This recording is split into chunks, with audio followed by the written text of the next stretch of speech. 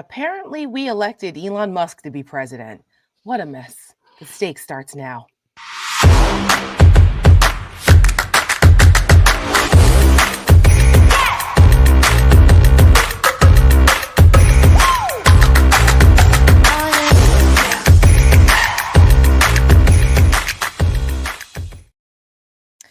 Good evening and welcome to The Stakes. I'm Tara Setmayer. This is the Michelle Kinney, and we are the co-founders of the Seneca Project. And we are living in the hellscape that was the wonderful United States of America. Along with all of you, we are living through this nightmare together. My God. Yeah. Oh my God. You can say that again. I'm so tired. And it's only been 3 weeks. Okay. Well, we've got a big show. There's a lot to talk about. There's too much to talk about. Too much to talk about. Like, we could be here for 3 hours, but we're not. We're going to try and pack it all into an hour or so. And we thank all of you guys for hanging out with us and going through the cathartic process as a community as we all just process it because it's a lot. Oh my God. Where to start? Michelle, last week when we were all together, we were still reeling from what Doge was doing, and we were uncovering and looking into more of who these Doge idiots were. Yeah. And we found out that there was some 19-year-old with the name Big Balls on social media, and some other guy that was like a racist, and he resigned, but then JD Vance wanted him back, and none of that has mattered because even though he even said that racist guy normalized Indian hate, right? And JD Vance's wife and children are Indian, so right. Cool, right?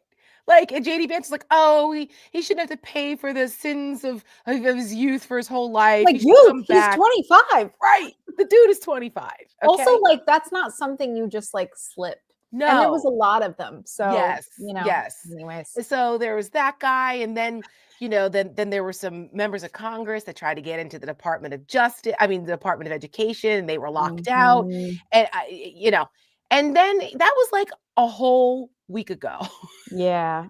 A lot has happened since we did an Instagram live. What was it? Monday. What day was it? I don't know. On Monday, and talked about some of this too. And even since then, it feels like it's been about a century. It's been a month. It's been a month since Monday.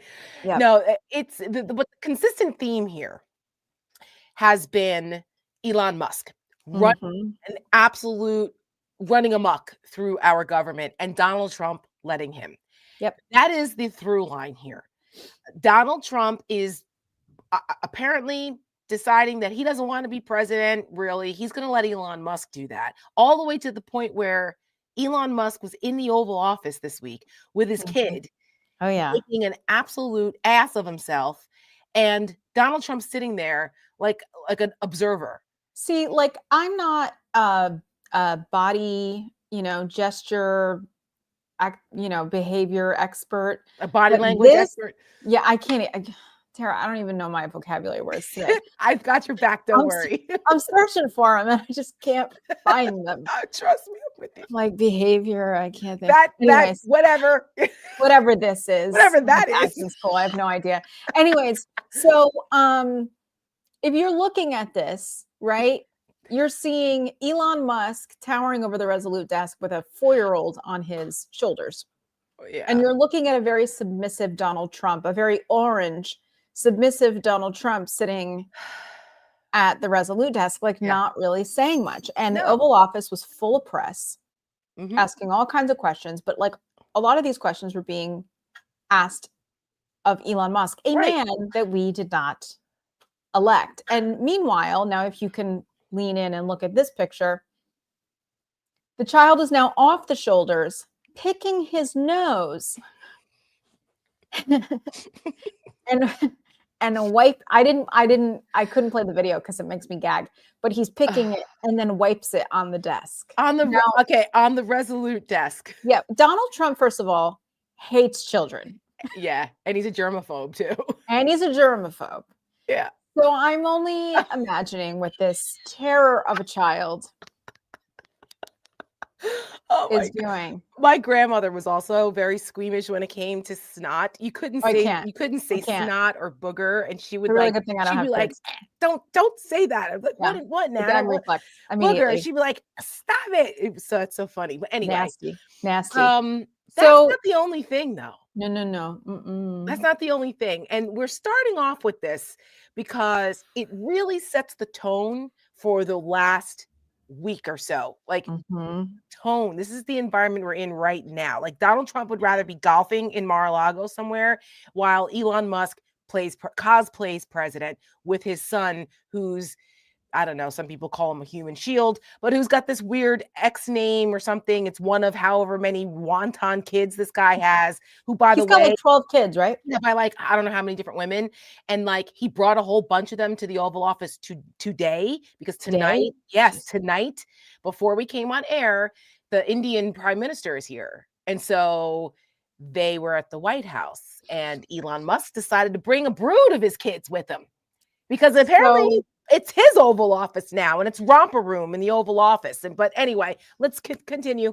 Yeah. So I didn't hear this the first time I watched this. But there's 2 clips that are going super viral. Now, one of them, I couldn't find the one where the voice is isolated, because you can use like different software to isolate the voices. Yeah. Okay. So the first one,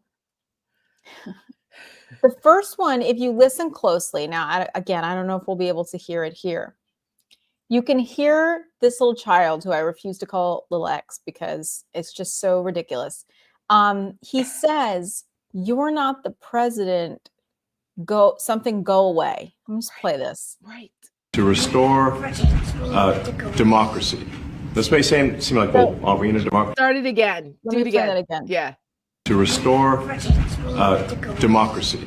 This may seem president. You have to go away. You're not the president. You have to go away. Let me play it one more time. To restore democracy. Okay. This may seem like, well, are we in a democracy? To restore. So next one. Okay. Now it's funny because we clipped this and we posted it on Twitter. We should have captioned it. I know. That's okay. We're here to caption it later. We'll caption it with our voices. Yes. The second clip we posted, Seneca Project posted on Twitter. Yeah. And it went super viral. Uber viral. Like last time I checked, 2.1 million views. In less than like a day.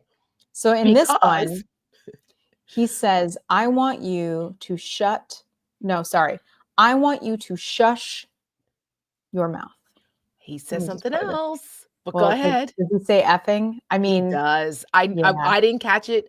Like when you guys did it, I didn't catch it right away till somebody else did it and like played over and over. And you'll see the kid says effing. From one year to the next are the same. And they're okay. We're gonna watch that again.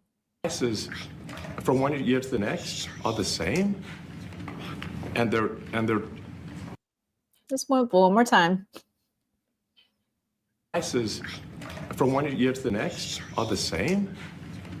Cool. And they're this little demon baby. Oops. I mean, this little hellion here has clearly heard this. Hellion has clearly Rosemary's heard baby, this before. as I'm calling him. Yes, in the notes you put Rosemary's baby, which I think is hilarious. He's clearly heard this before, okay? Oh, yeah. And I imagine Elon Musk is in the mirror in his tight-fitted shirt that doesn't fit him and jumping up and down like an ass, like he likes to do, saying, I'm the president.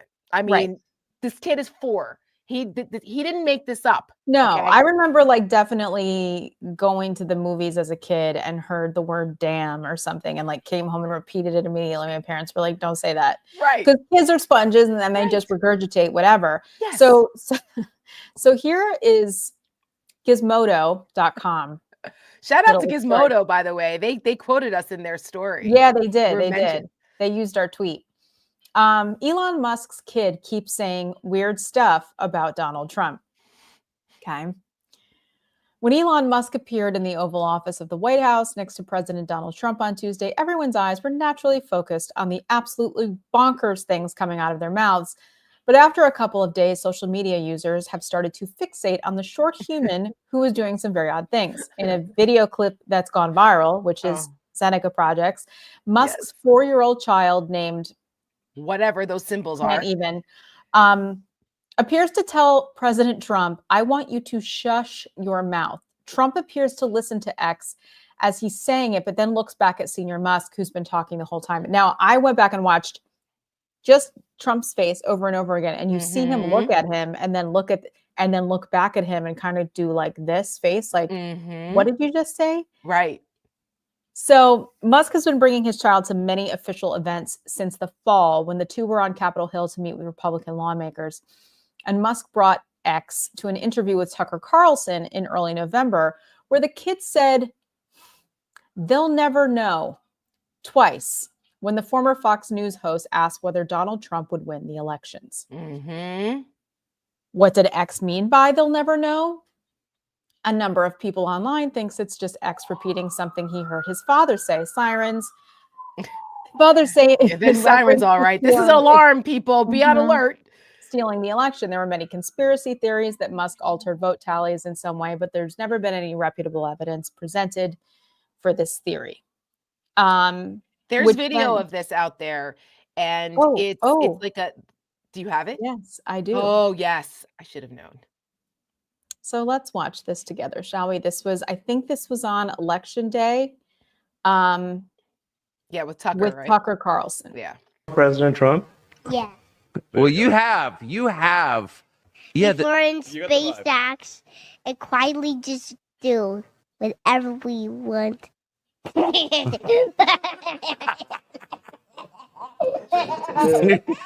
What's your assessment? Did this work? Is he going to win? Yeah, it is. Not for now. No. I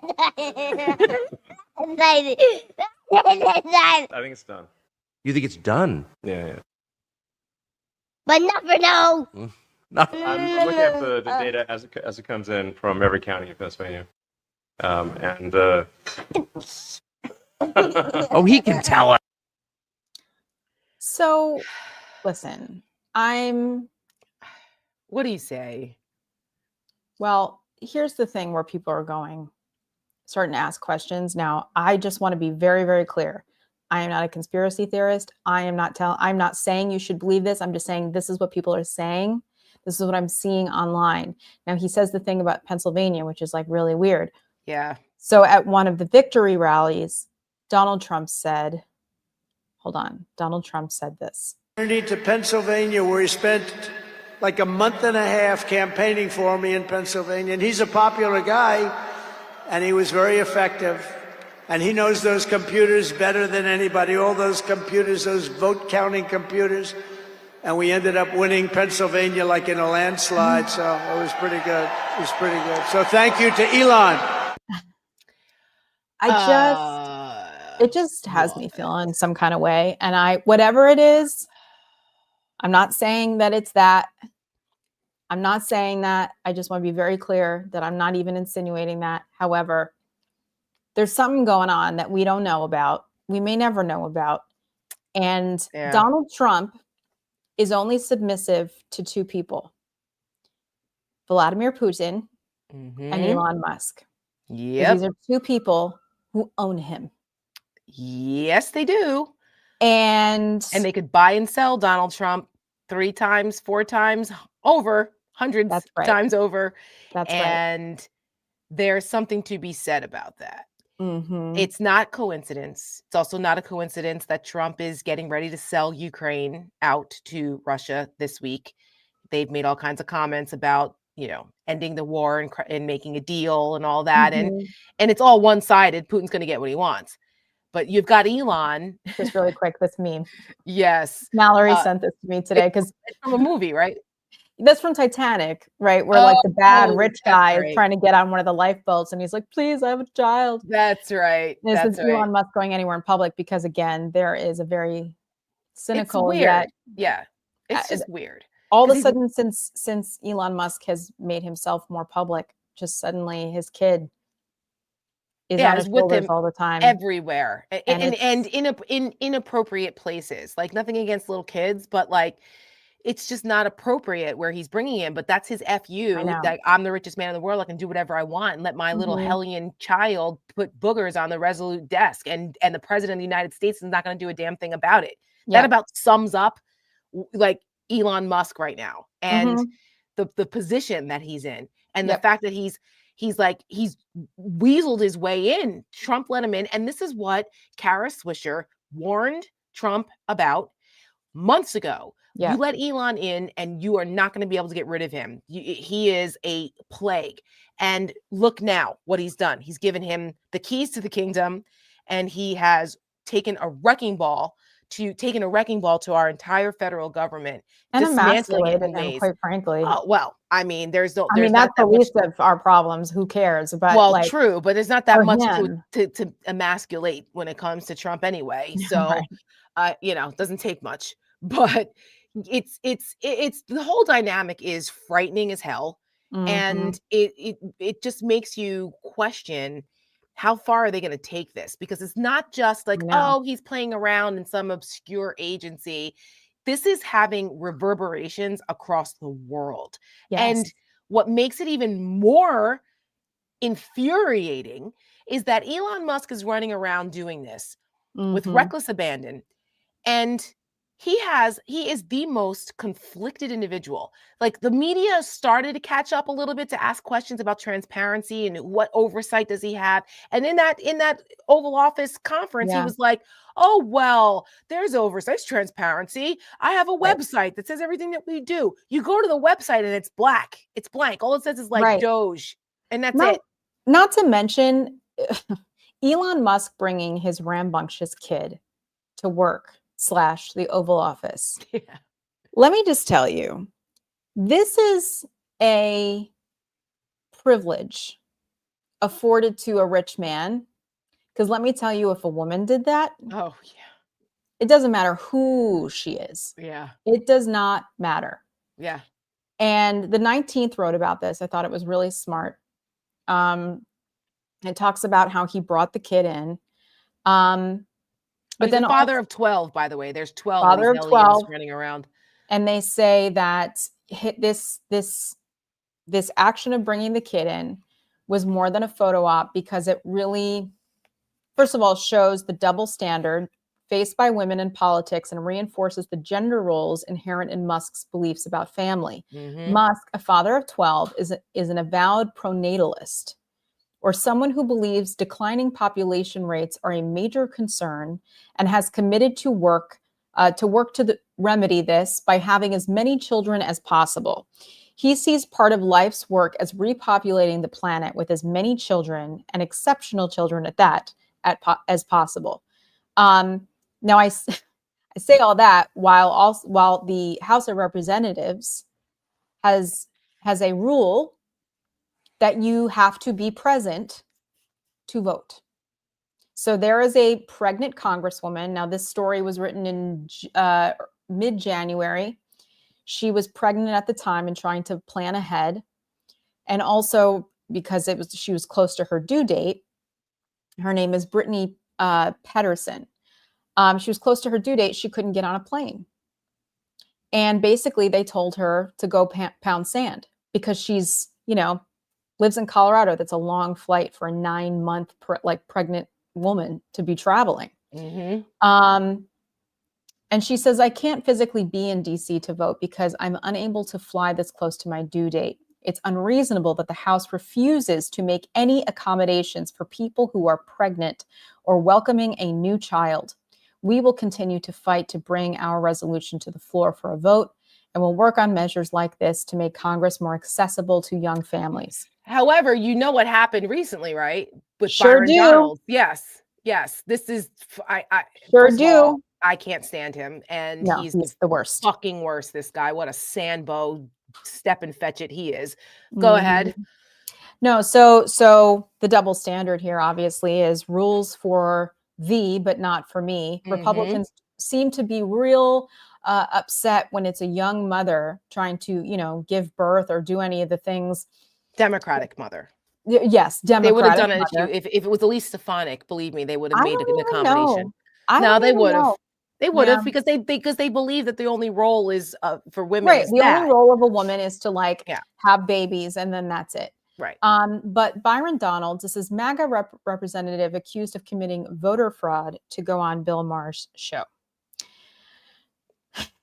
Byron Donalds of Florida was slammed by Jim McGovern on the House floor Tuesday, with the latter lawmaker claiming Donalds broke procedure on Friday with his vote by proxy. Let's just call this what it is. It's voter fraud under the rules that the Republicans have put in place.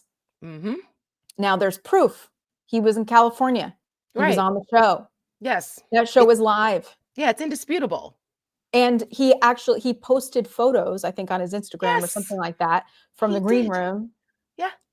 So they don't give a shit, Michelle. They don't give a shit. I know. I know apply this. to these people. The rules don't apply. The law doesn't apply.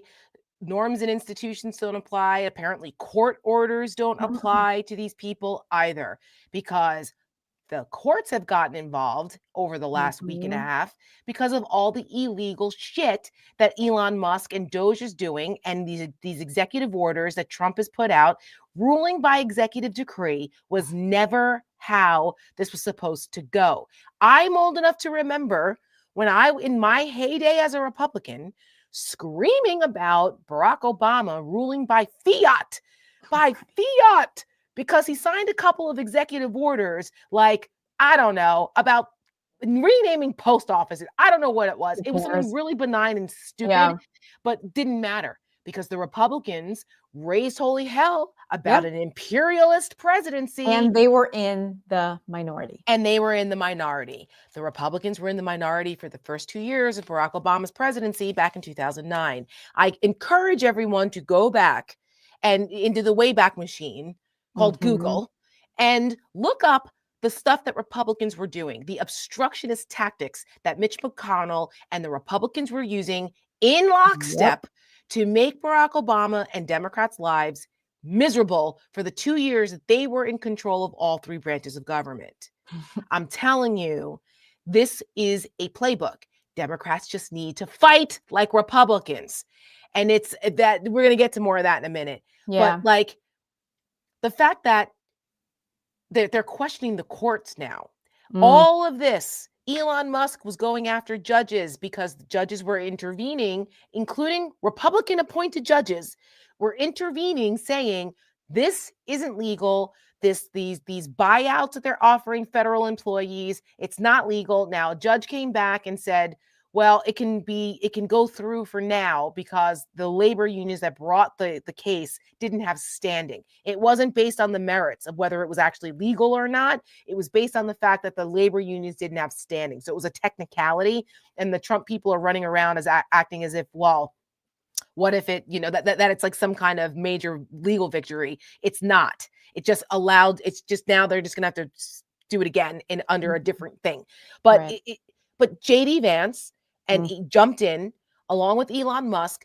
Elon Musk was calling for the impeachment of judges. Yeah. A firing of judges. We should fire like a purge. First of all, you can't fire judges. This is exactly why we have lifetime appointments in the federal judiciary. So you can't do that. They keep referring back to Andrew Jackson and how Andrew Jackson just basically said F you to the judiciary and did whatever the hell he wants. Yeah, good old Andrew Jackson. Like, what a guy. That's the president you want, Mr. Trail of Tears. That's the president you want to admire. Right. And didn't Donald Trump have a portrait of Andrew Jackson when he was in? Yeah. I think it's back in the Oval Office. Yeah. It's back. It's back. So that is the guy that basically set up the precursor for what led to the Civil War eventually. All right. Like, Andrew Jackson was a terrible person and president, but this is who these people admire. But he was one of the people who was like, screw the judiciary. It doesn't matter what a judge says. Now, for folks who didn't take constitutional law, Marbury versus Madison, which is like constitutional law 101. Where you learn the roles of the government and the different branches, and that the role of the judiciary is basically the final say on laws. It is the role of the judge to interpret the laws. Congress passes them. The president can propose them. Congress passes them. The judges decide, the judiciary decides whether it's good or bad law. The end. Okay. So that came out, I don't know, 200 and something years ago. And now these guys, all of a sudden, the originalists, Republicans used to be the originalists. They're going back and saying, like, yeah, to hell with that. Yeah. This is just insane. Who knew? I didn't have overturning Marbury versus Madison on my bingo card. I didn't have the FAA on my bingo card. I didn't have a 19-year-old kid named Big Balls being a senior advisor to the State Department on my bingo card either. That. We should talk about that. We should talk about that. So while Elon Musk is taking a wrecking ball, machete et al.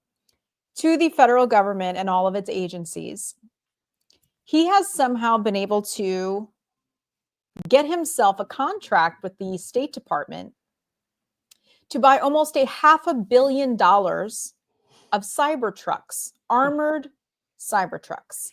Tesla armored Cybertrucks, like those really ugly things you see on the road. Right. People call them the DePlorians, which that is awesome. Every time I see one of them in the city, I'm like, ooh. Me too. There's a couple I've seen out here in Northern Virginia. What a douche-mobile. Exactly. They've replaced Porsches as the douche-mobile. At least Porsches are like nice looking. These look like but every men who drive Porsches. Yeah, I know. It's like it's LDE, not BDE. Correct. Correct. Those who know who know. If you know, you know. If you know, you know. So it says, New York Times says State Department plans $400 million purchase of armored Tesla Cybertrucks. The department plans to buy armored Tesla vehicles. Elon Musk, who is leading efforts to cut government spending, has won more than $13 billion, billion with a B, in government contracts in the last 5 years. Let me put this in perspective for people, okay? Members of Congress this week, as this has started to come out, finally are going on the record and going on media and in a coordinated message, bringing up the fact that Elon Musk is so conflicted with his government contracts and doing this Doge stuff that he actually has his companies have over 100 government contracts, and the U.S. government pays him $8 million a day.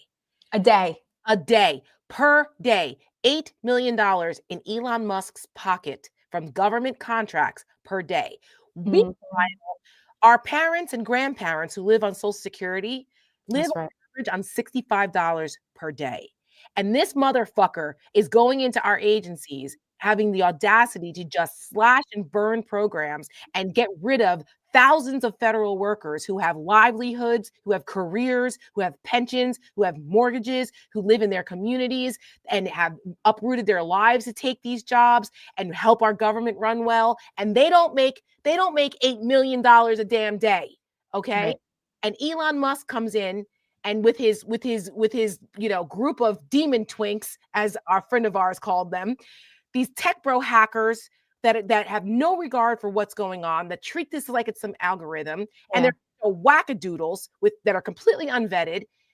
And this is the guy that is now in charge of dismantling our democracy. Yep. Donald Trump. Yep. Oh, yeah. And so it says the department's procurement forecast for 2025 details the purchases, including $400 million of the armored Tesla vehicles, blah, blah, blah, blah, blah. Right. Now, so what happened here? Yeah. So here's what happened. So they put this procurement memo out in December. And then nobody heard anything. It was kind of, buried in the bureaucratic minutia of procurement contracts. I mean, if you ever want to put yourself to sleep, just start reading government procurement stuff. But then this week, people started paying attention. And Rachel Maddow last night actually did a really brilliant job, in her monologue. And the New York Times wrote a story all about this. And people were like, whoa, wait a minute. Yeah, because this is part of why Elon Musk is doing this. Right. The guy has business interests in every aspect of the agencies that he's gone after first. There is an ulterior motive. Getting rid of the inspectors general in these departments, those are the people who look into any problems or waste, fraud, and abuse. That's what the inspectors general is supposed to do. Get rid of those guys, no oversight. Then he goes into USAID. He goes into the Consumer Protection Board. He goes into the Labor Relations Board. All these agencies that were looking into the FAA. All of them, they were looking into stuff that Elon Musk was getting involved in, whether it was the FAA and SpaceX and the rockets, whether it's the Consumer Protection Board and he wants to do a payment transaction system that they would need to review, because that's one of the things that he's wanting to do forever, was to turn Twitter into a payment system. Like, the guy has nothing but his own business interests. And this Tesla truck thing, once it was reported, all of a sudden, poof. Oh yeah, John Favreau tweeted the New York Times story. It went off the website. Right. And now just electric vehicles. Elon Musk, because he loves to just be on Twitter, it's either him or one of his little minions, says fake news. And then by the next morning, it had been deleted from the State Department procurement document. Right. Now, that was online. And it just says electric vehicles now. And right. remember who's over in the State Department. Right. At the State Department is now the 19-year-old high school graduate, big balls, okay, is now a senior advisor to the State Department, okay? Not senior in high school. He is a senior advisor to the State Department. Yeah. Which is insane. I don't need to tell you how insane that is. This is insane. It's the upside down world. Yeah, one could maybe put two and two together and make an assumption or hypothesis that this kid went in, deleted it. Okay, I'm not going to make a hypothesis here. I'm going to straight out say it. This kid went into the freaking system and changed it so that it would take out the Tesla name and just put in electric vehicles. This is a microcosm of what these little bastards are doing in every one of the agencies that they are embedded in, okay? They have access to the Treasury Department. They have access to our records, our private information. This is nutso. They dismissed a bunch of people from the cybersecurity department, CISA, that is responsible for overseeing the cybersecurity of our election security, which is a whole nother problem that I can't even begin to speak about right now. Who was the head of that in 2020 was one of the first people to come out and say it was the most secure election in history, because they had to make sure that the Russians or the Chinese or the Iranians or whoever the hell, North Koreans, didn't hack into our election system the way that Donald Trump and those crazies were talking about. Christopher Krebs is flipping out, because he obviously was fired by Trump because he didn't toe the line. And he's also actually a colleague of mine at UVA. He's one of the resident scholars. So I get to do panels with him occasionally and ask questions about like cybersecurity stuff. And he's the hell out of me about how vulnerable we are. And that was before Trump got into office. So that department, that agency has now been gutted as well. They've been decapitated. They fired a bunch of those people. And guess who's going to fill those slots? Elon Musk's hacker bros. Okay. Right. So this is all consistent with what they're doing. This kid here, we talked about him last week. It was when people first started to discover him and what he's involved in. They're all bad, but this one in particular keeps showing up a little bit more than everybody else. I don't know exactly why yet, but I'm sure we're going to find out. I'm sure. So this was published by Popular Information. If you know Judd Legum, he has a Substack, and he is like an Oppo guy. That's what he does. He does all the very good. He's incredibly thorough, smart. And this, I think, is just like a little subsidiary of the Popular Information called Musk Watch. And they do all of these, write-ups and essays about what's going on with Elon Musk. So Doge Teen ran image sharing website linked to URLs referencing pedophilia and Ku Klux Klan. The KKK. I mean, of course there was pedophilia involved, because they're the ones that yell and scream about pedophiles on the other side and child trafficking when it's always an accusation. The accusation is a confession, I mean. Exactly. So this is Edward Korestein, the 19-year-old big balls or whatever. He launched an image sharing website in 2021 that featured custom, quote, ship posting web addresses that redirected to content hosted on his site. URLs that redirected to Korestein's site referenced the sale of child sexual abuse material, racial slurs, and rape. Among the links were childporn.store and kkk-is-cool.club, according to web trafficked by BuiltWith. The White House and Kornstein did not respond to requests for comment. Gee, I wonder why. Can I say something right now, please, about this? Where the fuck are the Democrats and the mainstream media? I'm done. I'm so done, Kara. Why isn't this breaking news that a 19-year-old unvetted, big balls wanting hacker with ties to Russian businesses and now pedophilia and KKK shit and rape is a senior advisor in our State Department? Yeah. Why are we like, how come? And like on top of that, I just think about like human rights and stuff. I don't know if you saw this. The United States pulled out of the human rights part of the United Nations. I mean, it's just like, I mean, this is just goes to a larger point of view that this administration has, that it's white men, it's white, straight Christian men and nobody else. And in that sense, and deviants. All these people are deviants. Elon Musk is a deviant. These people in this Doge thing are deviants. Peter Thiel is a deviant. Who, by the way, was behind the recruiting process for this Doge. None of that surprises me. This is all bad news. And Democrats are just sitting there with like a shrug, or they're in the corner. I don't know what they're doing. Republicans have completely lost their minds. We've already known this, and I blame 99% of this on them. But the Democrats have an obligation to raise holy hell about this stuff, okay? I don't want to hear or see another video of Chuck Schumer talking about anybody being aroused about anything or what's not. Let me tell you what's not true. That's true. It was funny the first time. It's not funny anymore. It's not funny anymore. It's not. There should be the leadership of the Democratic Party should be in front of cameras every day with a list like this of all the things that these people are doing that hurt the American people. Period. They should have sit-ins in every one of these agencies where they're not being allowed in.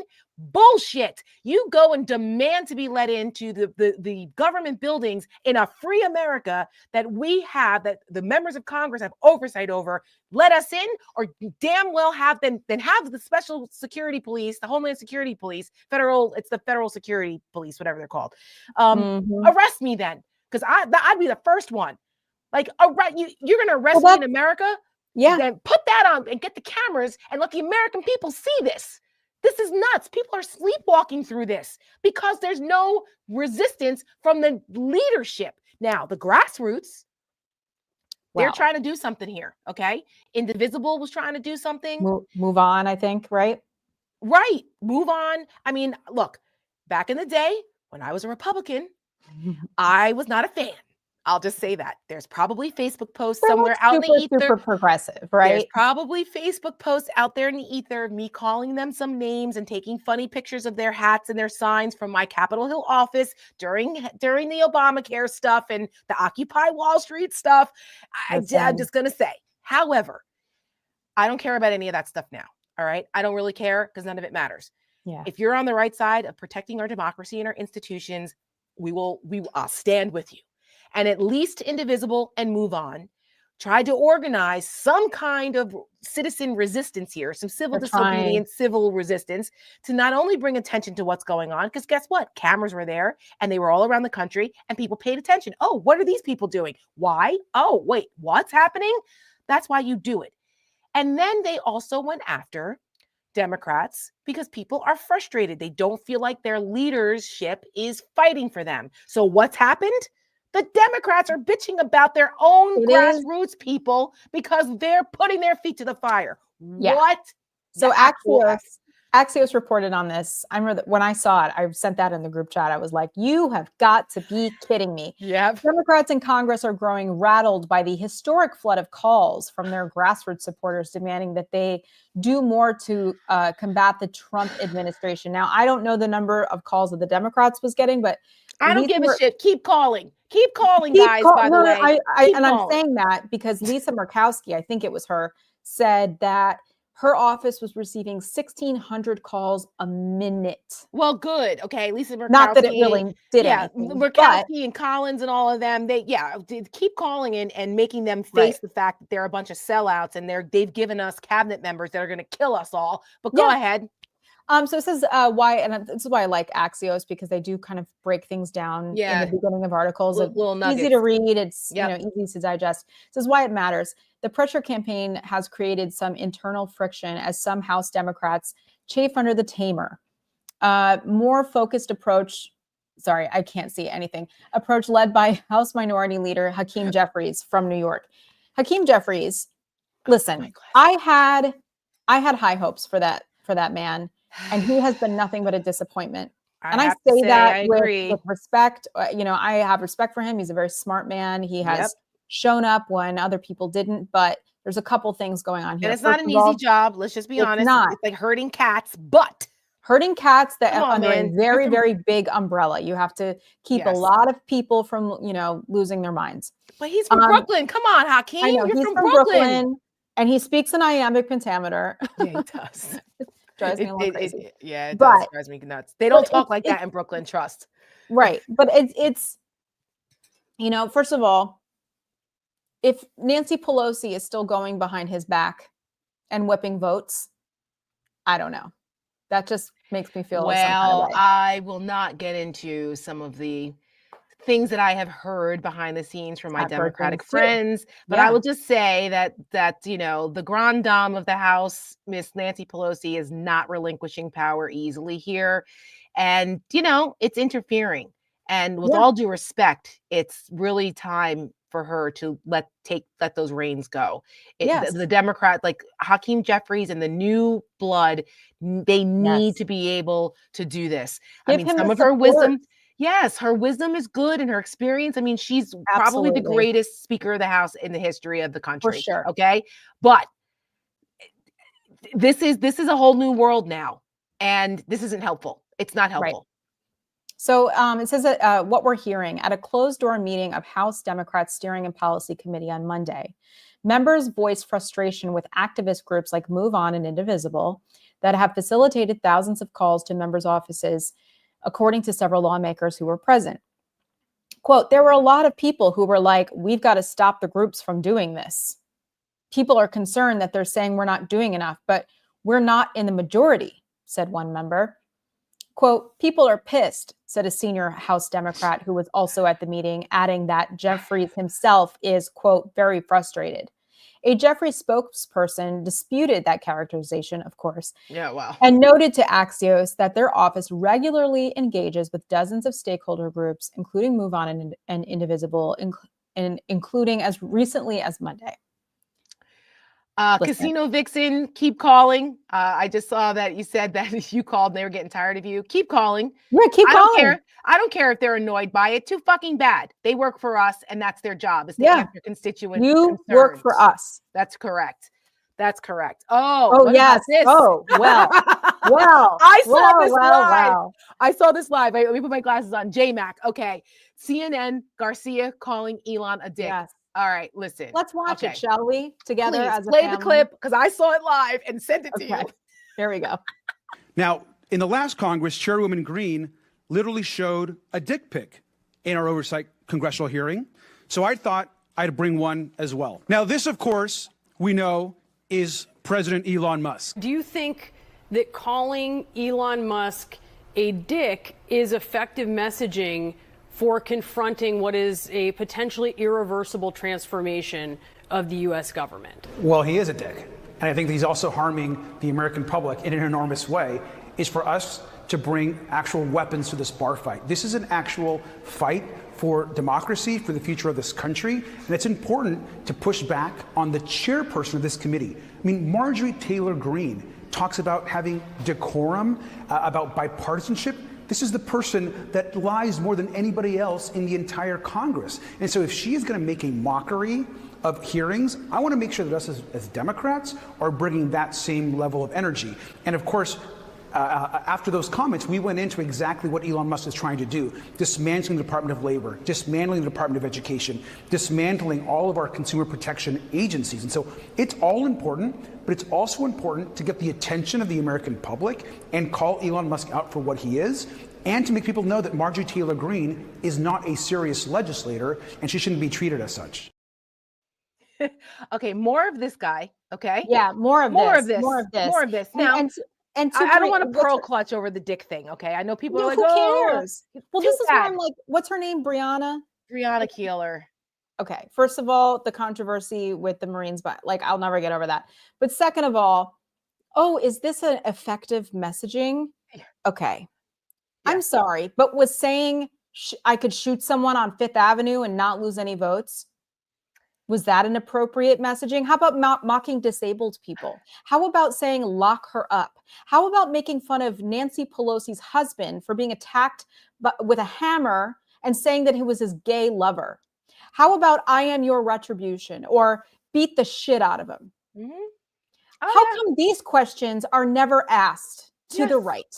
They are never asked, but we are held up to some sort of ridiculous standards where a representative can't even say the word dick, which after the fact, they had shown a naked picture of the president's son on the House floor, for God's sake. Yeah, where was her indignation when Marjorie Taylor Greene literally showed a dick? Get out of here. Inside a congressional committee hearing. Somebody somewhere decided that Democrats punch down and Republicans punch up. I don't know who decided that, but it was decided somewhere in the ecosystem of whatever bullshit we're living through, and it couldn't be more opposite.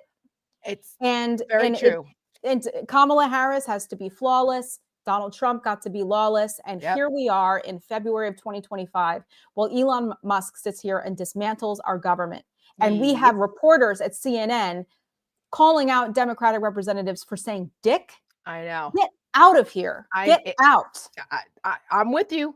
I gotta say that I spent 6 years at CNN as a contributor. I believe me, I've seen a lot there behind the scenes, and it's not the same place that it was when I was there, when Jeff Zucker was running it. I mean, I had a really great time most of the time there. There were some interesting experiences, but for the most part, I had a really enjoyable experience at CNN.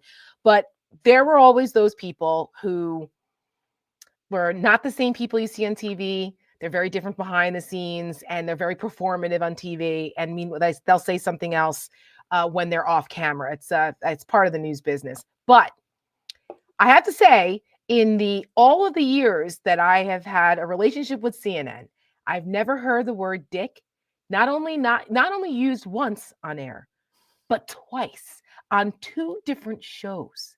The night before, Anderson Cooper called Chris Sununu, who I can't stand and call out all the time, right? He is the most obnoxious prick ever. I always say that someone needs to get him some warm milk and lavender to calm him down, because he's always extra. Why, dude? Like, stop it. Lay off the caffeine or anything else. Anderson Cooper, because he was interrupting everyone, frantically trying to defend Trump, which I don't understand, because again, Chris Sununu is actually a moderate and knows better, but whatever. No more. He said, stop being a dick, or he said, don't be a dick. And it was like kind of in passing. Now, I will tell you that Anderson Cooper is lovely. I love him, and he is the funniest dude off camera. I feel like I would get along. You would love him. Anderson is so lovely, and he's the nicest guy, warm-hearted and hilarious. The Anderson you see with Andy Cohen on New Year's Eve, right? That's giggles, okay, with the giggles and like that's him. But for him to say, like, it came out just so, he was like, "Don't be a dick," and I was like, wait a minute, I had to rewind it. I turned to my husband. I said, wait, did he just call him a dick? And he did. But that's the energy, okay? Listen. There's some kind of dick energy going on here, and it ain't big, okay? It ain't the big dick energy. I've got news for you. No, it's the LDE. And I mean, I don't have a history with CNN at all. So I will tell you how I feel about it. I mean, listen, I go to CNN when there's like breaking news about something happening overseas. I usually am like, okay, CNN's gonna give me the they're the still world very news good at that that. I need to hear. However, there is a reason why CNN's ratings are in the tank. There's a reason why that network is failing. There's a reason why cable news is failing. And you know, people can go around and like, listen, I support and I believe in responsible journalism that does research and backs things up.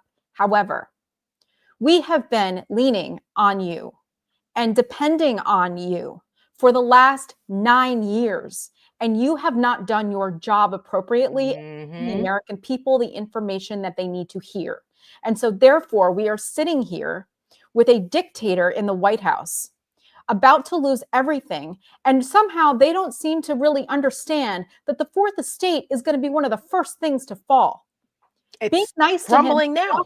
Yeah. Being nice and soft with him isn't going to get you anywhere. Donald Trump is loyal to no one. He will take you down just with everybody else and put you in the gulag with everybody else. So right next to the illegal immigrants in Guantanamo. Exactly. They're building a couple tents for the media. I've got news for go you. down telling the truth. I look at people like Jim Acosta, who said, screw you, I'm going and I'm starting my own Substack. God bless. He's doing great. He's very, very successful there.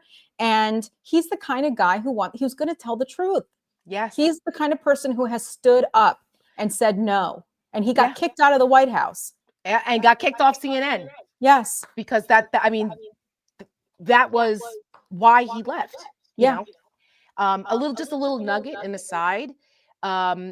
Yes, Jim Acosta is on Substack. And guess who else is going to be on Substack starting Tuesday?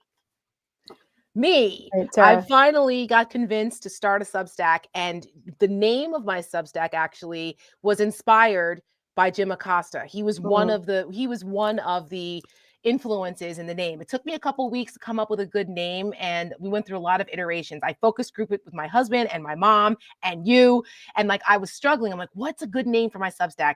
And it will be called Uncompromised. And so if you guys are on Substack, please check me out on Tuesday. It's going to launch finally there.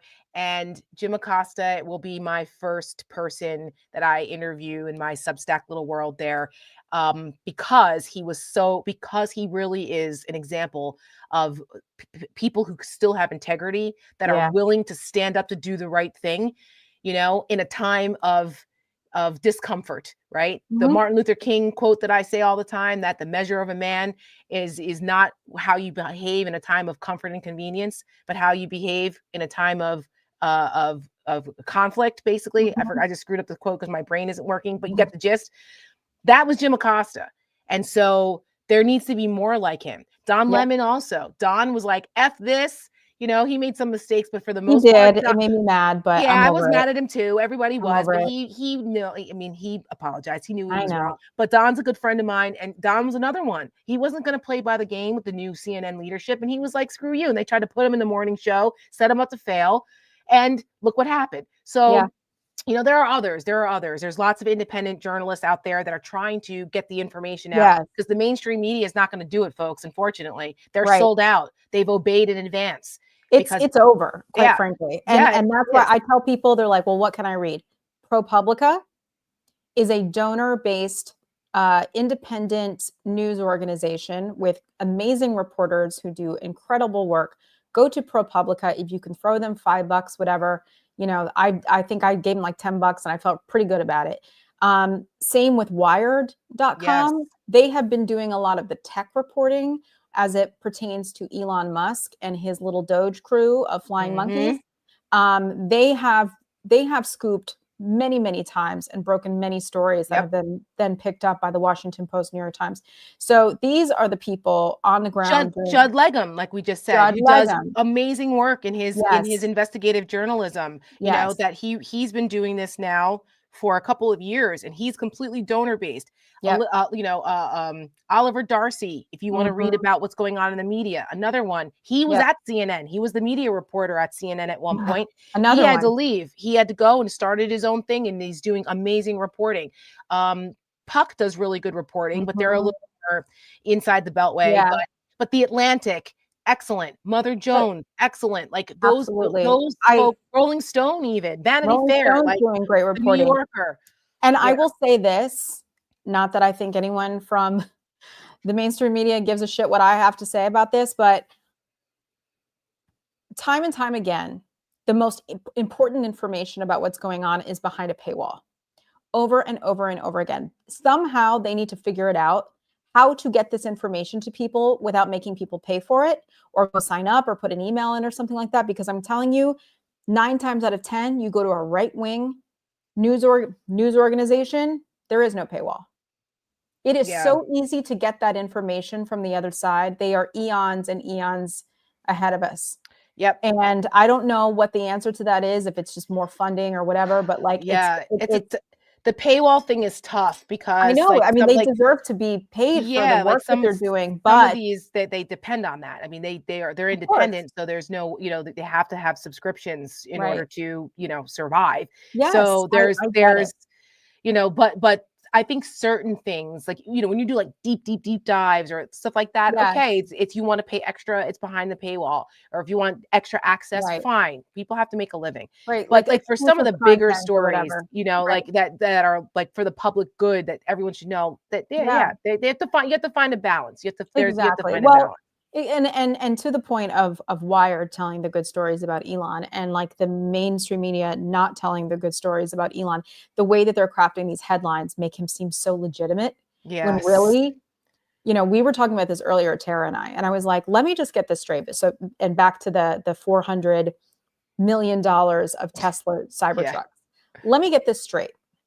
While Elon Musk is going in with a sledgehammer to make sure that there's enough money for him to get richer and richer and richer and richer by the day, your grandmother is going to be kicked out of her nursing home. Children are going to die from cancer because they cannot get the treatment that they need. Or the trial that NIH was funding for new experimental medicines that could save that cancer kid's life. Exactly. And farmers are losing their farms. They're going to lose everything. Yep. And what are they going to move into a 2-bedroom apartment and have to go do DoorDash? Like, do you know what I'm saying? Like, not that there's anything wrong with that, but I'm just like, they're farmers. They don't, but they don't give a shit, which is the point. They're so out of touch. I did my, it's Thursday, so I do a little thing called the Set Mayor Sound Off for Don Lemon's YouTube channel. And that was the subject of my sound off today. It's posted over at Don's YouTube. But I was basically making the point, like, this MAGA, you guys, you aren't safe either. These cuts and all of this wrecking ball approach to government, they're coming for you too. Yes. And one of the examples I gave was the farmers in Kansas who are now all up in arms because of USAID being destroyed, that $500 million worth of crops are about to go bad because there's no one there to distribute it. And those Kansas farmers that rely on the money from USAID, because their wheat and their crops get sent overseas to places that can't grow crops or have a famine or in war like Ukraine. And these farmers depend on that. Yes. And now it's gone. That they paid into it. Right. And this isn't just something where you're like, farming is really hard and complicated, and there's a reason why only few people do it years in advance. Okay. God bless our farmers. It is a blessing to be a farmer, and it's hard work. And now all of these people are screwed out of their livelihoods and could lose their family farms because of this fucking Elon Musk and his bullshit.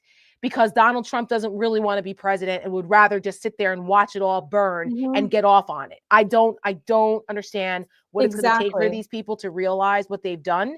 But and he had the nerve to tweet this. It's a meme.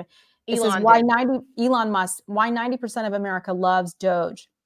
It's a meme, if you're listening, of Sydney Sweeney, poor Sydney Sweeney to have to be in this. It says, watching Trump/federal programs knowing it doesn't affect you because you're not a member of the parasite class. Now he's saying the parasite class is anybody who accepts any money from the federal government, because billionaires like Elon Musk, they know one thing, that they have to keep regular folks, just working class, like anybody really who's not a billionaire, who's not part of that 1%, fighting with each other. Yes. Over who deserves what and like who gets what crumb and who gets this and no, that's my thing and race and, you know, the whole thing. They know that they have to divide and conquer because there's more of us. That's exactly but really, right. at the end of the day, the one who's the parasite is Elon Musk. Yeah. Because he is rich off the backs of American taxpayers. And I know that a lot of people don't know that. A lot of people think they bought into this bullshit image of Elon Musk being this like quirky, self-made genius that builds rockets and cool Tesla cars that drive themselves and, you know, the PayPal thing. And, oh man, Elon is such a genius. He's going to do a Neuralink. And like, this guy is only as wealthy as he is because the United States taxpayer, by way of government contracts, saved his failing companies multiple times, okay? He didn't invent anything. He didn't invent the SpaceX rockets. He didn't invent Tesla. He didn't invent PayPal. He used his father's blood diamond mine money from South Africa to buy his way into citizenship in the United States by way of Canada. Raised in apartheid South Africa with Nazi grandparents, okay? So like this guy it doesn't even go here. And he's coming in and telling us what's good for our democracy. Listening to him lecture the American people from the Oval Office on yesterday or Tuesday, whatever, I don't know what day it was. Tuesday. Was insane. Like I was like, you need to shut the fuck up. Okay. Listen to your 4-year-old. Like, who the hell are you to tell us? Right. I can't. So what did we do? We decided that the American people needed to know. Last Friday, Time magazine put out a cover with Elon Musk sitting behind the Resolute desk. Now, we all know that Donald Trump absolutely loves Time magazine. And even though Time is kind of past its prime, but it doesn't matter for the old folks, boomers like Donald Trump. Lives in the 80s anyways. That's right. It's the Time magazine still all the rage. So Elon Musk sitting behind the Resolute desk probably didn't go over well in the real Oval Office. And Michelle and I had just gotten off a call and decided to write a script. And we wrote it in about 45 minutes because we were railing again about what Elon was doing and how dare he. This was before the parasite comment. And Michelle was like, this guy's a welfare queen. And I'm like, yep. And going back to Ronald Reagan and the Republicans, unfortunately, that demagogued this issue about Black folks in the 80s and, you know, the whole welfare queen thing, which actually was a myth. Really wasn't a thing. There's more white people on welfare than Black folks, but that's a whole nother thing. So anyway, Michelle had the idea around the Reagan welfare queen thing being a myth and saying, you know who the real welfare queen is? It's Elon Musk. So here is our latest ad. It's called Welfare Queen. And we're, you know, if you could help us get this out there, boost it a little bit, please. Be generous with your donations because that's what we need to boost it. And if not, if you don't have that capacity, no problem. Like and share it to everyone you know. But here it is, Welfare Queen, and we hope Elon sees it. There's a shadow president in Washington. Sitting behind the Resolute desk. We didn't elect this guy. He wants us to believe he's a self-made man. That he made his billions through hard work. And his so-called genius. He didn't invent the SpaceX explosion. But the truth is, he mooched off the American taxpayer. Pronounced subsidies. Our money. And he's too arrogant to admit the free ride that we have been giving him. Republicans used to attack folks living off government assistance, calling them welfare queens. But it was all a myth. The real welfare queen is Elon Musk. We gave him all his money. And he's coming for more. Our Social Security, Medicare, Medicaid, our jobs, our private information, our livelihoods, our safety. And Donald Trump is letting him. Is there anything you've told Elon Musk he cannot touch? Well, we haven't discussed that much. Don't be fooled. This isn't about making government work better for you. It's about making America work for him.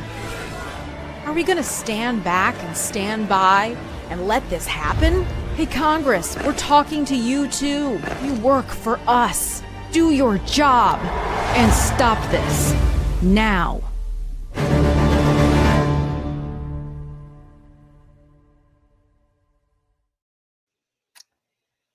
Yes. Yes. Yes. Yes. Yes. I mean, that sums it up. It sums it up.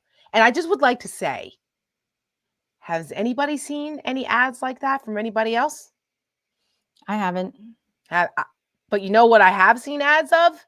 Oh, I've seen ads coming from right-wing organizations being run now about senior medical care and blaming it on Joe Biden and saying how Biden was so horrible for pharmaceuticals and seniors and drug prices for senior citizens and things, and how he was terrible for Medicare.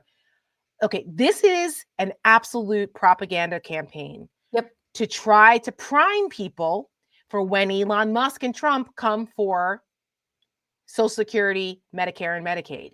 And it is imperative that we get out in front of it, right, Tara? I mean, we have to, but the Democrats are so busy going that they don't seem to know how to do this. And that's where people like Seneca Project come in, because we are not beholden to any candidates or party or anything like that. We're on the side of the United States of America and the Constitution and democracy. And we are messengers. And this is what we do. This is what we do. This is what we do. This is what Michelle does. Michelle has a wall of awards in her office to prove that she's good at this. Okay.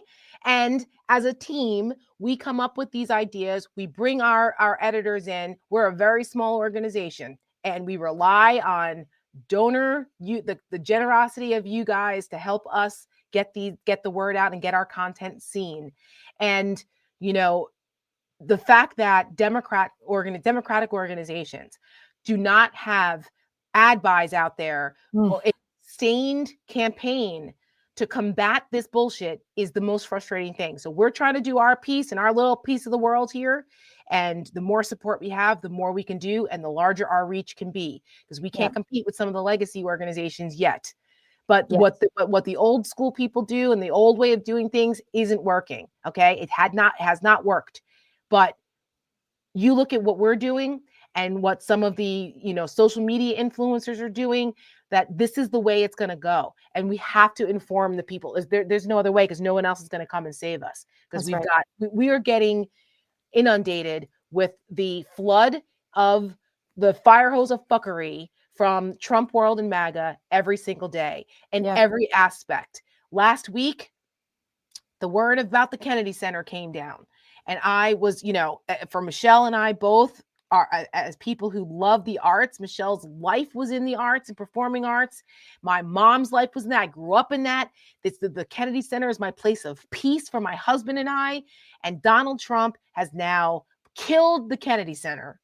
He went in and declared himself the chairman of the board, fired all of the people who were not Republican appointees, and installed his cronies, including Dan fucking Scavino, who was his caddy, who was his golf caddy, on the board of the Kennedy Center. Usha Vance, whatever with her. I mean, it goes on, and it's the entire board now. Grinnell, Rick Grinnell, who is another one of these MAGAs, he's now going to run the Kennedy Center. This is just awful. And it's another example where it comes straight out of the dictator playbook. Straight out of the fascist playbook. This is what Hitler did. This is what Mussolini did.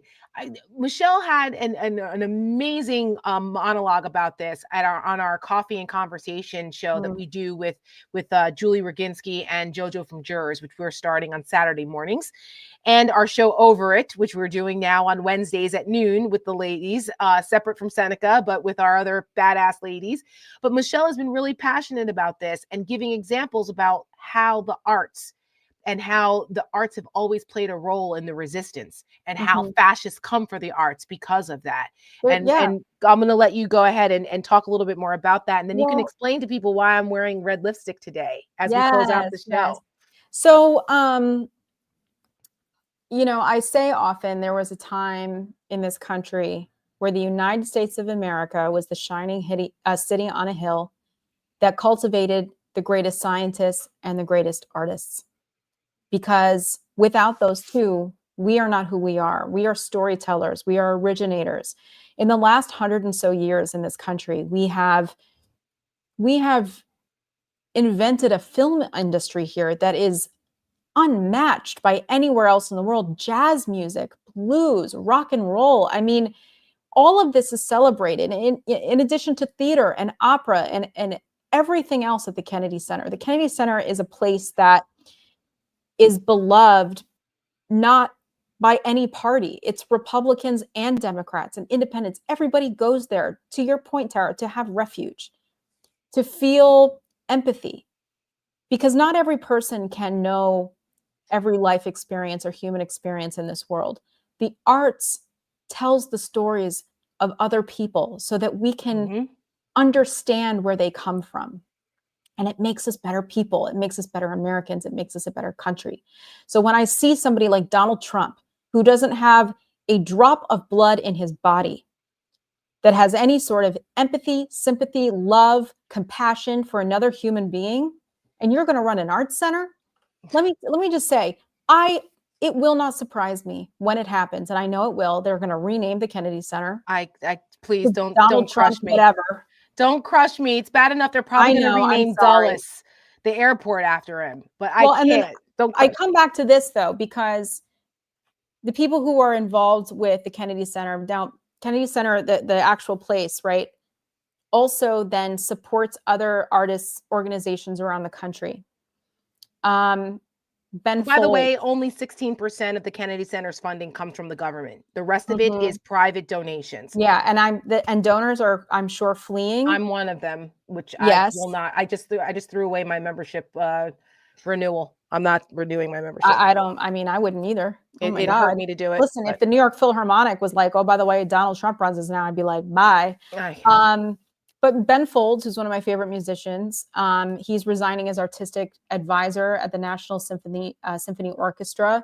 Shonda Rhimes was like, peace out, I'm gone. Issa Rae just canceled her sold-out show at the Kennedy Center. She just canceled it. She was like, hell no. And Renee Fleming, if you don't know who she is a very, very famous opera singer, who actually I passed on the street a few weeks ago, and it was like amazing. But all of these people have said absolutely not, because here's the thing, you cannot buy this. You cannot buy talent and art and call it your own. This is the kind of stuff that is cultivated over lifetimes. And there's a reason why Hitler had all of the greatest paintings in the world up in his eagle's nest during World War II as a Nazi, because he was a failed artist. He was trying to get into art school and they wouldn't let him in. Much like Donald Trump has always wanted to be a part of the entertainment industry and then be accepted by them. And that's why when Jimmy Kimmel gets up on stage at the Oscars and makes fun of him, and you see an entire auditorium full of famous artists laughing at him, nothing gets under his skin more. And so the White House Correspondents' Dinner in 2011 that started this whole damn thing in the first place. Exactly. So, you can go ahead and take the Kennedy Center. Yes, our hearts are broken, Donald Trump. No, I mean, our hearts are broken. But like, here's the thing. Go ahead and try. Go ahead and try. Turn it into something else. Rename it. Put your stupid name on the side of the building. I don't care. Personally, I don't care. Because all the people that make the Kennedy Center are going to go somewhere else. And they're going to build something else. And they're going to do it without you. Because no one's going to give you what they've spent their lives building. It's just not going to happen. So you can fill that. You can fill the arena with, big booby, cowboy shows, singing Phantom of the Opera. Like, I don't even care. Seriously, I mean, that's what it's going to be. Some Hulk Hogan, WWE, the musical. Yeah. Oh my God. Mark this day and this time, so that when fucking Hulk Hogan and Kid Rock do a WWE concert together, you with heard Lee it here Greenwood first. doing the overture. I mean, it's going to be so completely ridiculous, because and Lara Trump singing the national anthem. Oh God, don't quit your day job, honey. Okay. It's like the D list of D-listers, and it's anyways. That's just how I feel about that. Yeah, no, you're 100% right, and I think that that they will never be able to completely take the arts away from us. No. And I believe that the arts community will rally to continue to perform and bring their talent to the world that in other ways. You're 100% right about that. Yeah. And if we lose the arts, then I mean then we're really we never will. I mean, they can try to put us underground, they can try to silence us and censor us, but if there's an apocalypse and the world ends tomorrow and there's a few of us left, the first thing people are going to be doing is telling stories and writing music and singing. It is the thing that connects us. It's the oldest of souls that continue this pattern and continue this work generation after generation. And so, and it's a form of resistance. It is. And it always has been. And it's also a form of soft power. If folks are interested, they can There's a reason why around the world people want to look and sound and be like people from the West, the United States of America. Yes. Even though my favorite composer is Tchaikovsky and he was Russian, but that's different. Another time, modern, a long time ago. Modern. But no, if people want to know, go and Google the CIA and pop art and Andy Warhol and the importance of that and why. Very interesting. But the arts have always been a part of this. Just like my lipstick color, inspired by Michelle last week about the color red as being a form of resistance. And you can explain to people why, and then we will close the show out. Yes. So I showed this last week, and it's something our friend Anna, who works on our ad team, brought to my attention. It's something I'd forgotten about, is that red lipstick has long been an act of resistance because of, well, in particular, World War II and Hitler. So it says that the Aryan ideal is a pure, unscrubbed face. Visitors to Hitler's country retreat, lady visitors actually were given a list of things they must not do: avoid excessive cosmetics, avoid red lipstick, and on no account ever were they to color their nails. And so red lipstick has been a symbol of defiance long before World War II. Red lips in ancient Egypt were the prerogative of the elite. Cleopatra famously wore one. They were soon associated with women of ill repute. Sex workers had to wear it by law to identify themselves in ancient Greece as not to pass for decent ladies. But the red lips gained favor again when women began to fight for their rights in the early 20th century. Rachel Felder, the American journalist, dedicated a book to the cosmetic titled "Red Lipstick: An Ode to a Beauty Icon." In it, she recounts how when the suffragists, never suffragettes, in the New York City march, when they were marching for their right to vote, they stopped by the Elizabeth Arden shop to pick up a tube of red lipstick. And Arden, who had recently opened her shop, supported the cause of women's suffrage and handed them out for free. And after this, suffragists around the world began to wear the red lipstick. And then the lip color returned in fashion during World War II as women in the Allied countries and in the resistance learned of Hitler's distaste for it.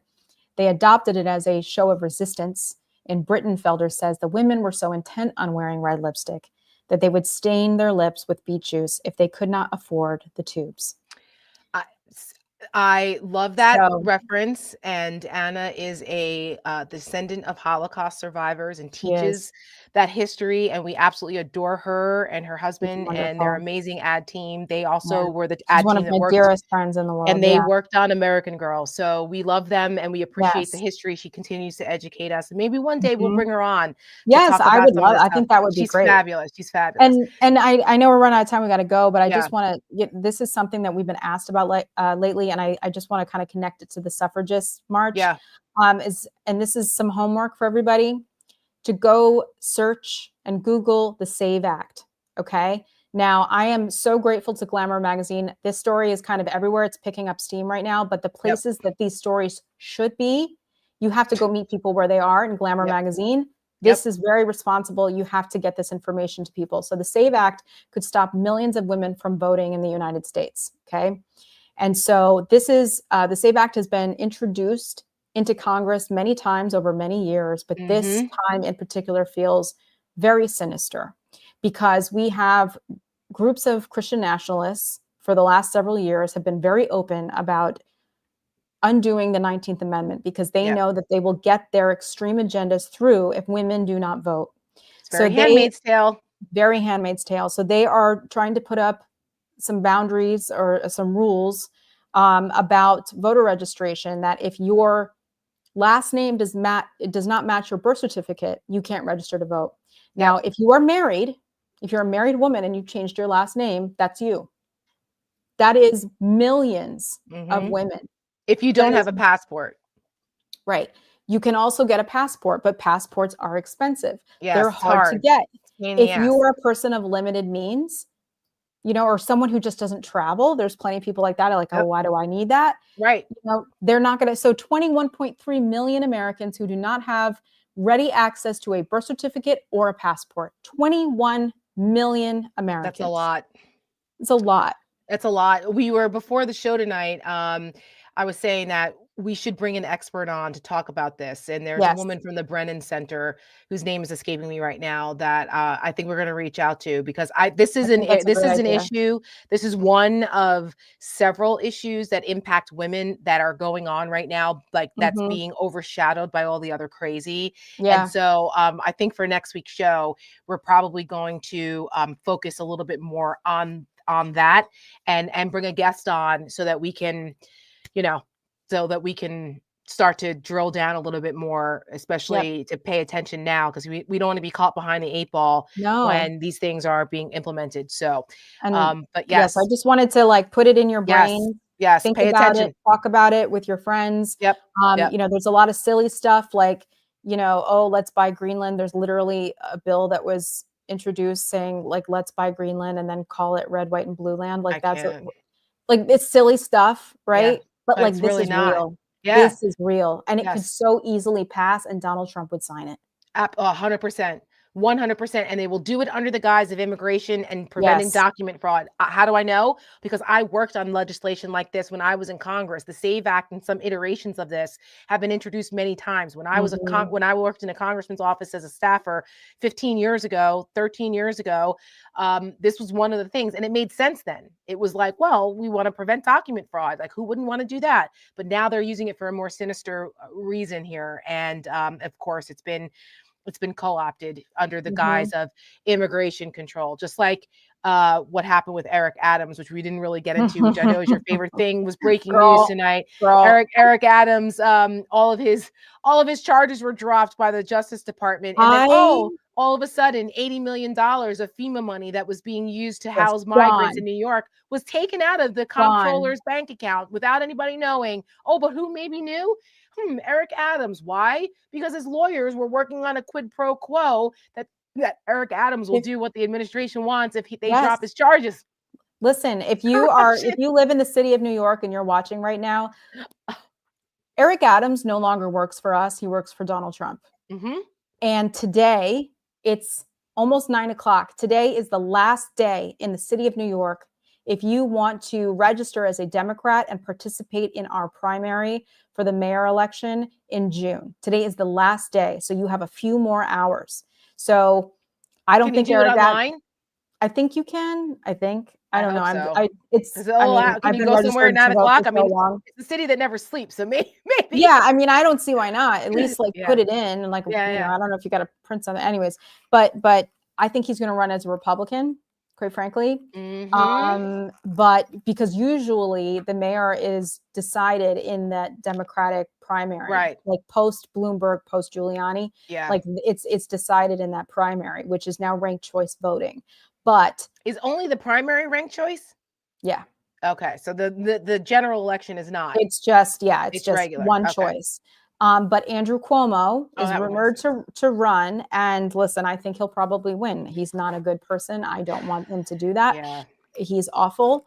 If people have to choose between an asshole who does nothing and an asshole who does things, they're going to choose the asshole who does things. But, Eric Adams is another example of the corrupt country that is, the stench is getting worse and worse and worse from every corner of local government. I mean, local government, for God's sakes. Well, I mean, New So- York is large, and it's larger than a bunch of states and some countries. So it's kind of not, it's local, but not really. I know, it's But local to me. Yeah, no, of course. I mean, it is local. That's state and local government. Yeah. But here's the thing, and we'll end on this, that the prosecutors who refused to drop the charges from the Department of Justice, they all resigned.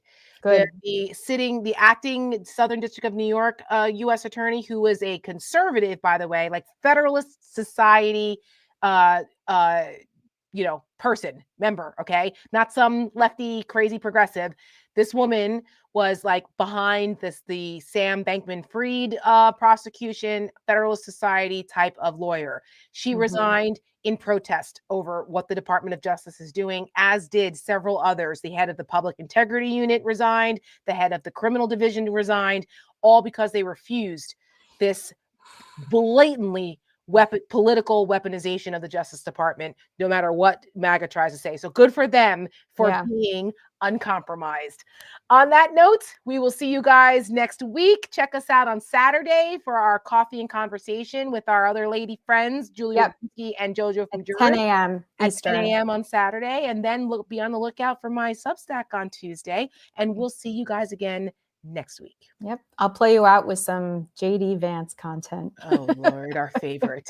That guy's the worst. He really is. And on that note, have a great night, everyone. Have a great night, everyone. Thanks for joining us. Bye. If elected, Trump would be the oldest president ever inaugurated, but his campaign still refuses to release his detailed medical records. What's he hiding? A heartbeat away from him is J.D. Vance. Quite literally one heartbeat away from the presidency. Trump is not a fit guy. Heartbeat away from the presidency. This man is not well. Heartbeat away. 78 years old. I will very quickly deflate defeat. He may not make it. The vice president becomes the president. Automatically. What did we learn about what the Vance presidency would be like? Roe versus Wade is an abomination. He said rape is inconvenient. Two wrongs don't make a right. Childless cat ladies. Project 2025. It's a 900-page document. I guarantee there are things that Trump likes. I'm very happy with the JD pick. Think of him as a member version of what we do. Kevin Roberts is a friend of mine. Bloodless, if the left allows it to be. What an amazing coup this would be for Peter Thiel. You've benefited from your friendship with Peter Thiel. Sure. $15 million. Do the people who fund your campaigns actually share your values? He's palling around with people who are skeptical of the 19th Amendment. If you got women to have more children. J.D. Vance wants to allow the tracking of women's menstrual cycles. You have people using abortion basically as another form of birth control. Trump refuses to release even the most basic information about his health. Would you have certified the election in 2020? Yes or no? Donald Trump had a problem. Mike Pence will not be on the ticket. He needed to find a new vice president. Pence, quote, deserves it. Different from the last one in one key way. Trump telling him, you're too honest. Do you believe he lost the 2020 election?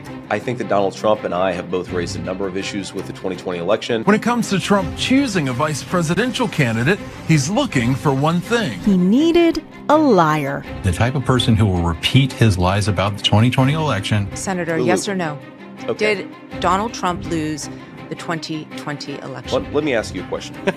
Capable of twisting the truth about our democracy. I've answered your question with another question. And even our most fundamental freedoms. I never supported a national ban. JD Vance of Ohio told me that Republicans should back a national 15-week abortion ban. I certainly would like abortion to be illegal nationally. I never criticize people for not having kids. A bunch of childless cat ladies. JD Vance cannot be trusted. He's a flip-flopper. I hate the police, he wrote. We back the blue. What I've seen is a chameleon. Senator that's Vance. the question. He seems to have just adopted this persona. I'm going to ask you again. I'm a never Trump guy. 6 years is not quite never. I'm extremely skeptical that Mike Pence's life was ever in danger. Trump needed an accomplice. Do they think I just give off a used car salesman vibe? Mission accomplished. You answer my question and I'll answer yours. There are still bodies being pulled from the water. We do not know what led to this crash, but we have some very strong opinions. You could have stopped the helicopter. You could have gone up. You could have gone down. dramatic changes across the government. He spent the last week trying to push federal employees out the door. All the people that take care of us, that make sure that you are safe. On January 21st, the air traffic controller hiring is frozen. And on January 22nd, the Aviation Safety Advisory Committee is disbanded. There's no head of the FAA. After Elon Musk repeatedly attacked him on social media, tweeting he needs to resign. I'm trying to figure out how you can come to the conclusion right now that diversity had something to do with this crash. Because I have common sense. That, of course, is not evidence of anything. My friend Charlie Kirk. I'm sorry, if I see a black pilot, I'm going to be like, boy, I hope he's qualified. Are you saying race or gender played a role in this tragedy? It may have. DEI suspended, that is correct. Stephen Miller is a principal architect of the diversity, equity, and inclusion bans. The president came out here and was casting blame. Obama, Biden, and the Democrats. Pete Buttigieg, he's a disaster now. He's just got a good line of bullshit. 0 commercial airline crash fatalities out of millions of flights on our watch. We want the people that are competent. Duffy's resume includes being a cast member on The Real World Boston. The weekend anchor from Fox and Friends, Pete Hegseth. Meanwhile, President Trump stirred confusion today when he tweeted, airplanes are far too complex to fly. The people in the helicopter should have seen where they were going. Do you have a plan to go visit the site? You tell me, what's the site? The water? Or to meet with the first responders?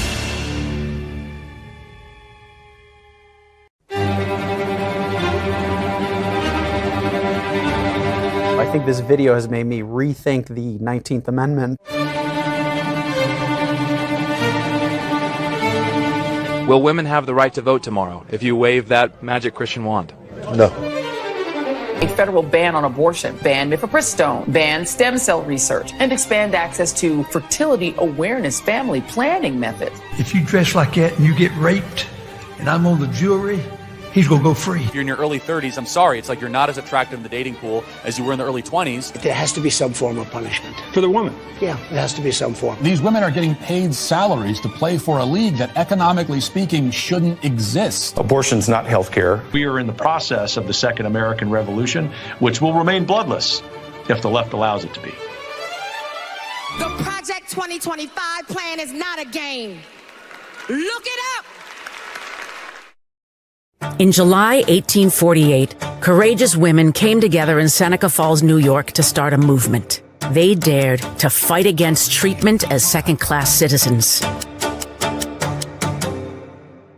After decades of struggle, women fought and won the right to vote, to work without discrimination, to control our bodies, to even open bank accounts without the permission of a man.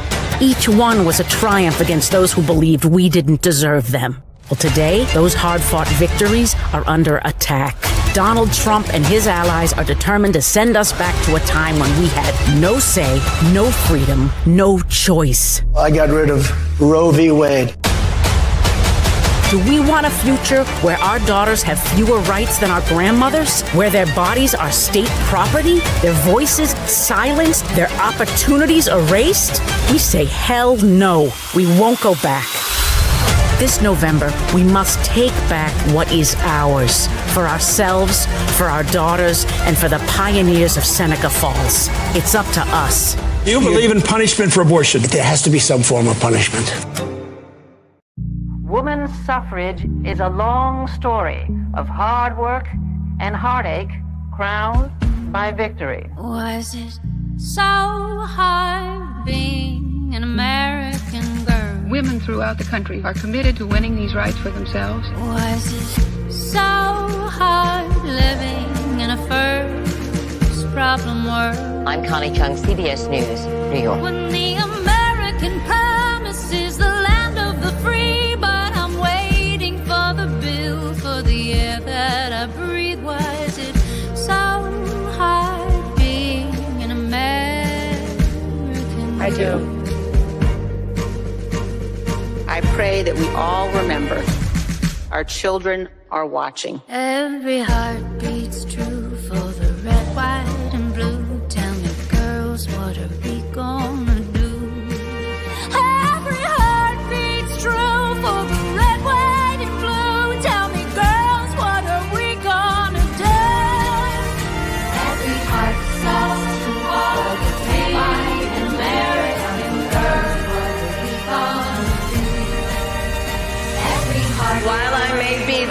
first woman in this office, I will not be the last. Every heart beats true for the red, white, and blue. Tell me, girls, what are we gonna do?